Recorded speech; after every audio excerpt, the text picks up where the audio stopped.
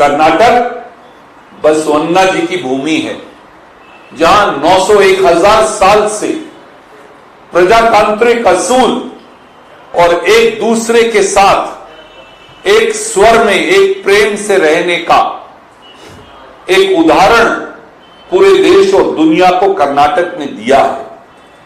आज उसी कर्नाटक की सत्तासीन भाजपा सरकार के नेता, भारतीय राष्ट्रीय कांग्रेस के अध्यक्ष, उनकी धर्मपत्नी और उनके पूरे परिवार का कत्ल करने का प्लान बनाए। इससे दुखद, इससे घृणापूर्ण बात क्या हो सकती है।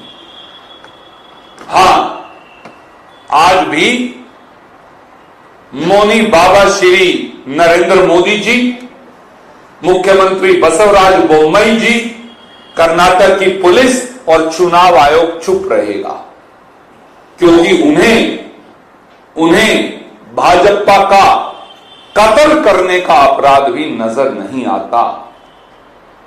कर्नाटक के भाई बहनों से हम केवल ये कहेंगे कि ये षड्यंत्र मल्लिकार्जुन खड़गे जी के खिलाफ नहीं, ये 6.5 करोड़ कर्नाटक के भाई बहनों के खिलाफ है। ये उनकी अस्मिता और स्वाभिमान का कत्ल करने का षड्यंत्र है, और इस षड्यंत्र का आज पर्दाफाश हो गया।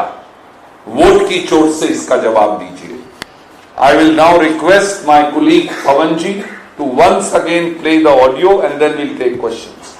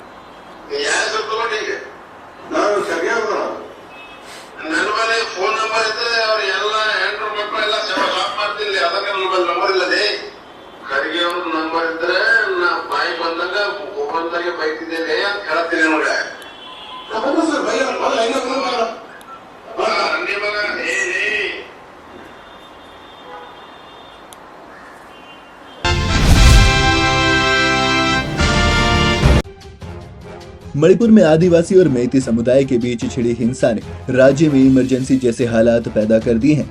राज्य सरकार ने 8 जिलों में कर्फ्यू लगा दिया है और 5 दिनों के लिए मोबाइल इंटरनेट भी बंद है। हालात इतने विकट हैं कि राज्य पुलिस के अलावा कई इलाकों में सेना और अर्धसैनिक बलों के जवान भी तैनात किए गए हैं। यहाँ तक कि दंगाइयों को देखते ही गोली मारने का आदेश दिया गया है। बावजूद इस सब के हालात नहीं सुधर रहे हैं और राज्य सरकार अभी ये बताने की हालत में भी नहीं है कि हिंसा में कितने लोगों की जान गई है और कितने लोग जख्मी हैं। गृह मंत्री अमित शाह भी हालात संभालने के लिए बैठकें कर रहे हैं। तो चलिए जानते हैं कि आखिर ये विवाद है क्या, कहां से शुरू हुआ और क्यों शुरू हुआ। ये पूरा विवाद आदिवासी दर्जे को लेकर शुरू हुआ है। राज्य के बहुसंख्यक मैती समुदाय को अनुसूचित जनजाति का दर्जा देने का प्रस्ताव रखा गया है। इसी के विरोध में आदिवासियों में गुस्सा है और हजारों की संख्या में लोग हर जिले में सड़क पर उतर आए हैं। अब समझते हैं कि क्यों। इसे समझने से पहले कुछ आंकड़े देखिए। मणिपुर की कुल आबादी में मेइती समुदाय की हिस्सेदारी 64% से ज्यादा है। मणिपुर के कुल 60 विधायकों में 40 विधायक मेइती समुदाय से हैं। 90% पहाड़ी भौगोलिक क्षेत्र में प्रदेश की 35% मान्यता प्राप्त जनजातियां रहती हैं, लेकिन इन 35% जनजातियों में से महज 20 विधायक ही विधानसभा पहुंचते हैं। मैती समुदाय का बड़ा हिस्सा हिंदू और बाकी मुस्लिम है।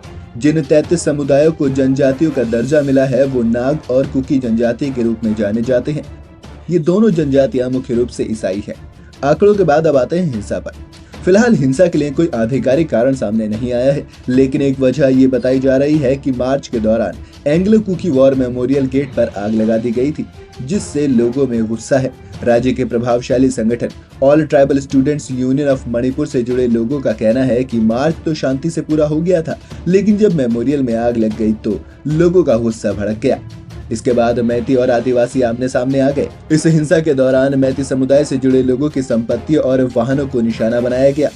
खबर है कि चर्चों और कुकी समुदाय के लोगों के घरों और दुकानों पर भी हमले हुए। इम्फाल और बाकी गैर आदिवासी इलाकों में भी हिंसा का दौर चला। अब इसे जरा आंकड़ों से समझते हैं। मणिपुर में मौजूदा जनजाति समूह का कहना है कि मैतेई की जनसंख्याई और सियासी दबदबा रहा है। इसके अलावा ये पढ़ने लिखने के साथ बाकी मामलों में भी आगे हैं।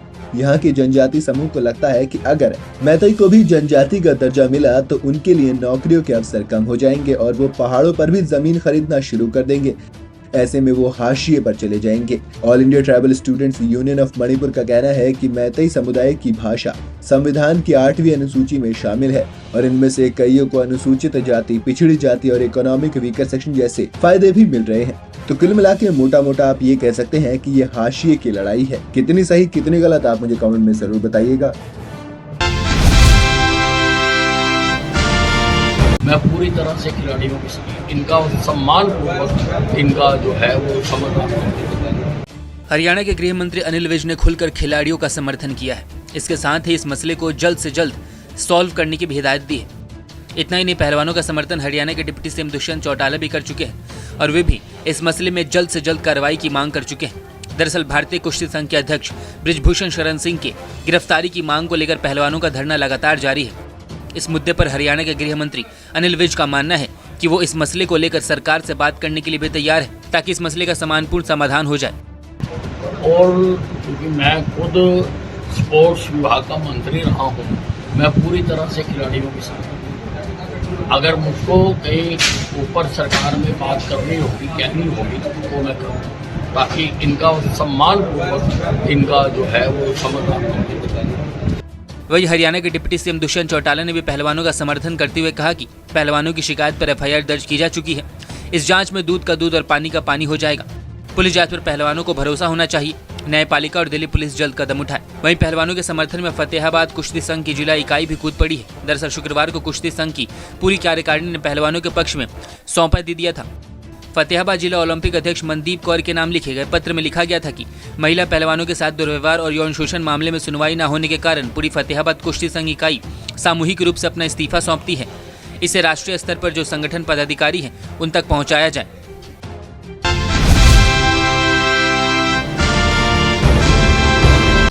उद्धव ठाकरे गुट के नेता संजय राउत ने एनसीपी सुप्रीमो की आत्मकथा में महाराष्ट्र के पूर्व सीएम की आलोचना को गलत जानकारी बताया है। संजय राउत ने दावा किया कि किताबें 2 दिन पढ़ी जाती हैं और इसके बाद लाइब्रेरी में रख दी जाती हैं। राउत ने कहा कि उद्धव ठाकरे जल्द ही किताब में अपने बारे में लिखी गई चीजों का जवाब देंगे। शरद पवार की आत्मकथा लोक माजे सांगति के नए संस्करण में 2015 के बाद की सियासी घटनाओं को भी जोड़ा गया है। इस आत्मकथा में शरद पवार ने लिखा है कि मुख्यमंत्री रहते हुए उद्धव ठाकरे का सिर्फ 2 बार मंत्रालय जाना हमें ज्यादा रास नहीं आया। बाला साहेब ठाकरे के साथ बातचीत के दौरान जो सहजता रहती थी वैसी सहजता उद्धव के साथ बातचीत के दौरान नहीं थी। वहीं इसके जवाब में संजय राउत ने कहा, ये गलत जानकारी है। उद्धव ठाकरे लगातार ऑफिस जा रहे थे।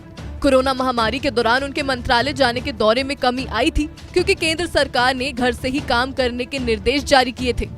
संजय राउत ने महाराष्ट्र के पूर्व सीएम का बचाव करते हुए ये भी कहा कि महामारी के दौरान प्रधानमंत्री, केंद्रीय मंत्री और अन्य मुख्यमंत्री भी ऑफिस नहीं जा रहे थे। इसके साथ ही शरद पवार ने अपनी आत्मकथा में शिवसेना में हुई बगावत को ना रोक पाने के लिए उद्धव ठाकरे को जिम्मेदार बताया था। आत्मकथा में लिखा गया है कि उद्धव ने हालातों से लड़े बिना ही हथियार डाल दिए थे। राजनीति में सत्ता बरकरार रखने के लिए तेजी से हरकत करनी पड़ती है, लेकिन महाविकास अघाड़ी सरकार गिरने से पहले पैदा हुए घटनाक्रमों के पहले पड़ाव में ही उद्धव ने हार मान ली।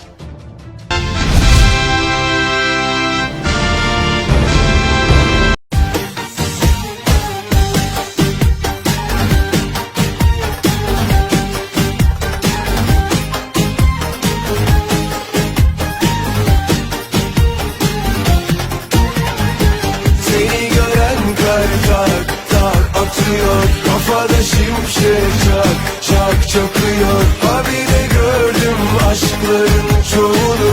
Bizdeki herkese fark atıyor. Tabii ki böyle olmasın da senin gözlerinden pay var. Korkma benle yükselmekten, hiç yıkılmaz bu dağlar. Seni gören kalp tak tak atıyor. çakıyor. Kafada şimşek çak çak çakıyor. Ha bir de gördüm aşkların çoğunu. Bizdeki herkese fark